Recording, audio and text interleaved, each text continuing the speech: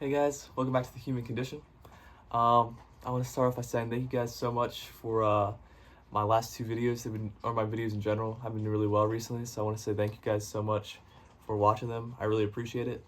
Yeah, I never thought I'd hit one of my not last video, but the video before. I think if I'm not mistaken, it was like 140 views. I'm like, wow, that's crazy, because I never thought I'd get that far. So that's awesome. So thank you guys again for really watching these videos and checking them out. I really appreciate it. So in this video it'll be another astrology video. It will be the third one in my what does it mean series. Like, what does it mean to be an Aries moon? What does it mean to be Taurus moon? And today is, what does it mean to be a Gemini moon? So basically, a Gemini moon means comfort. Moon signs is comfort, right? So in past home and family all the moon sign. So moon in a Gemini moon is your comfort is in communication and intellect. So these people like to think outside the box, and they like to share their opinions very vocally.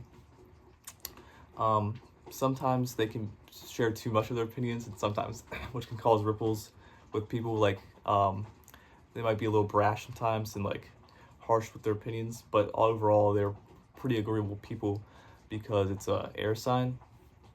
So these people would their comfort comes from, it's an air sign which is other oriented, unlike fire signs which is more self action, self oriented, like Aries, right? So this person would be very dedicated to emotionally to making friendships, and almost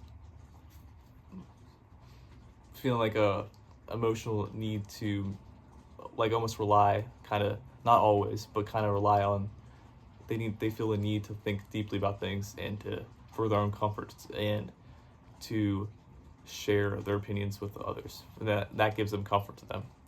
So like last video we talked about emotional maturity levels. So like each time it goes up, I said how each time it would go up farther, like from 1 to 6 being a little more self-oriented but still caring, to 7 to 12, which would be more other-oriented signs. You notice that each time we go up, it's like 1, 2, 3. So Gemini would be 3 on the emotional maturity scale of the signs, which doesn't mean like actual emotional maturity, just means like how deep you feel things, right? Or just how deep you want to relate to other people. So for Gemini, it's super far up because it's not like Libra and Aquarius, whereas Aquarius is societal.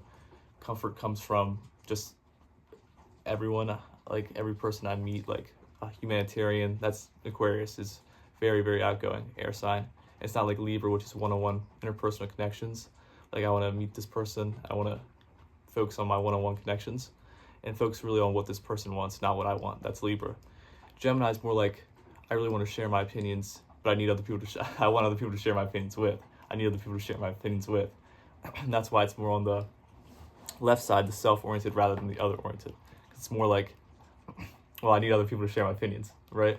So, but they also are very caring people too. I don't want to make it sound like they're not. They're also very caring people because they almost rely on, whereas fire signs don't rely as much on people for their emotional needs, air signs do quite often do so, rely on other people for their emotional needs. Gemini moon is ruled by Mercury, which means communication, intellect. So to find out what kind of Gemini moon they are, you have to check their Mercury signs. So, example, your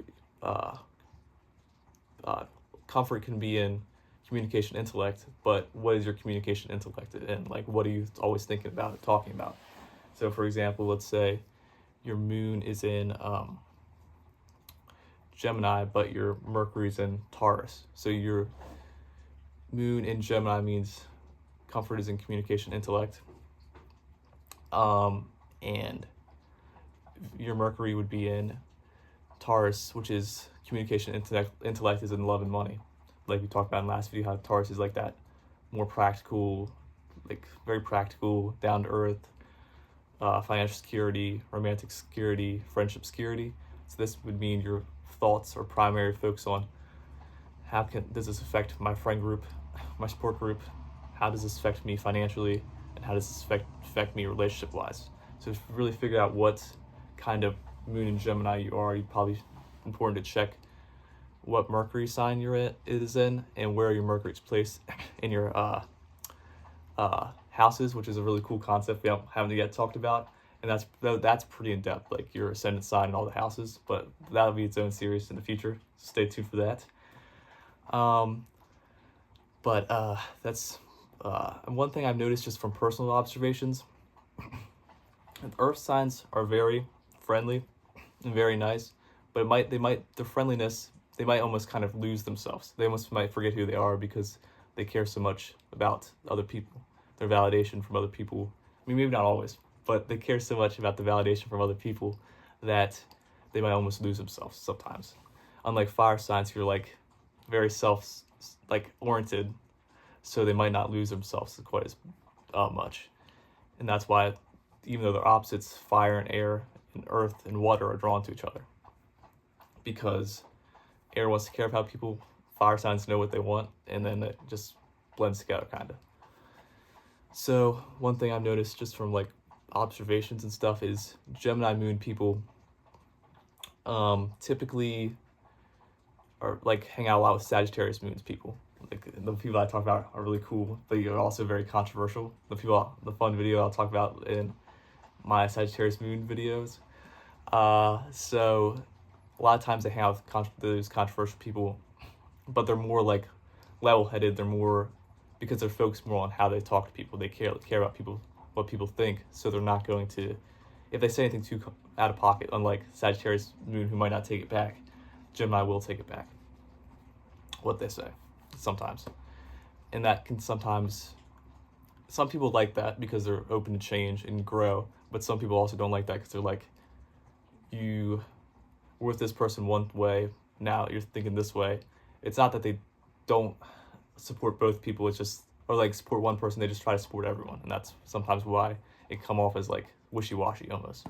Not always, but sometimes. That's one thing I noticed about Gemini moons. So they will definitely sometimes, because their comfort is in talking with people, sometimes lose who they are and then kind of flip back and forth, but depending on the person they're hanging out with, trying to relate to them and just share their opinions, but not as much as like Libra, who can really lose themselves because it's one-on-one and what you care about. So that'll be interesting when we talk about Libra. They can definitely lose themselves more than Gemini and Aquarius.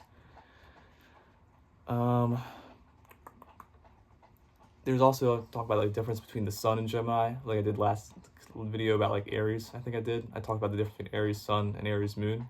The difference between sun and Gemini and the moon and Gemini is sun is just your external self, your confidence.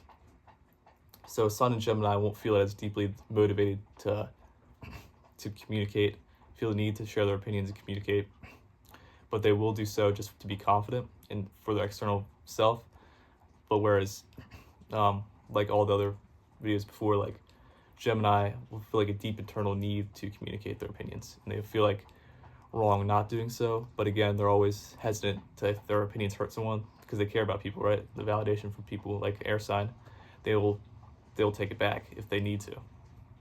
Whereas fire signs might not feel the need to; they'll just stand strong. But con with that is they sometimes are obstinate fire signs, like they won't move when they probably should, and that's the difference, the pros and cons of the fire and air dynamic, but they work really well together.